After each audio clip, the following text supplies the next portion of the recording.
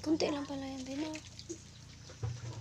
Ibig sabihin, hindi mo pa siya nalagyan ng langis.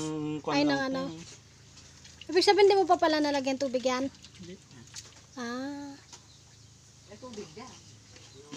Kakunti nga tubig niya la. Wala ang tubig. Kakunti nga, kakuha ang katas niya. Ganyan lang kadami yan ng langis mo, be.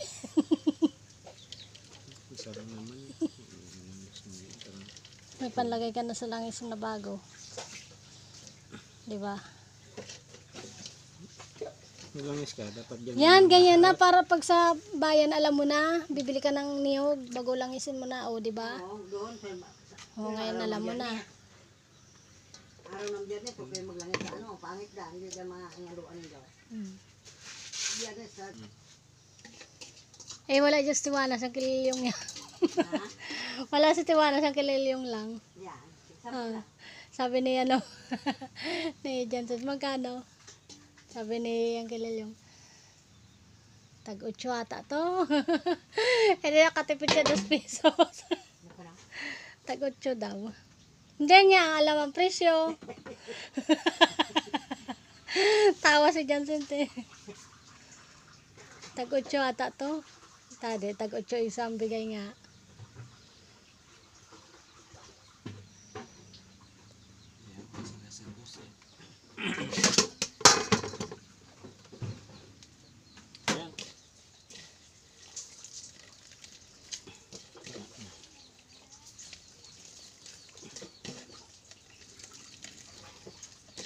Pwede mo pala yun kung ginata ka na sa labong, ganun lang ay. Hindi mo na nilagyan tubig.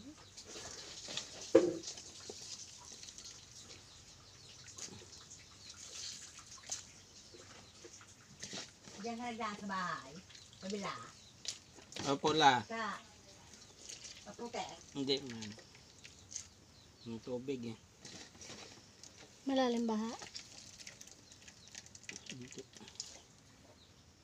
Sa pilapil lang maputik. Palibot lang. Kasi nga bagong gawa. Tapos nagulan pa kagabi. Nagbuta ka.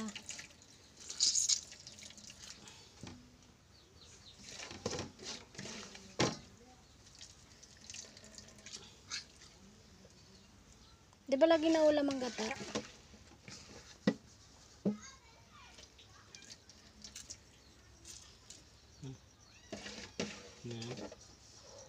Salain mo na eh. Oo. Nga mali ka na.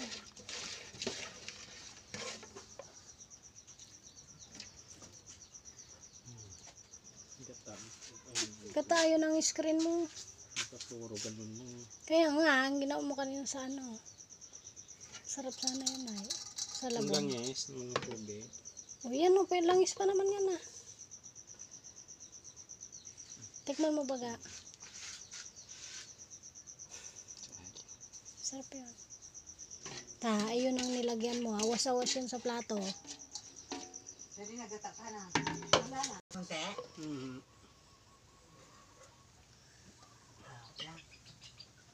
So!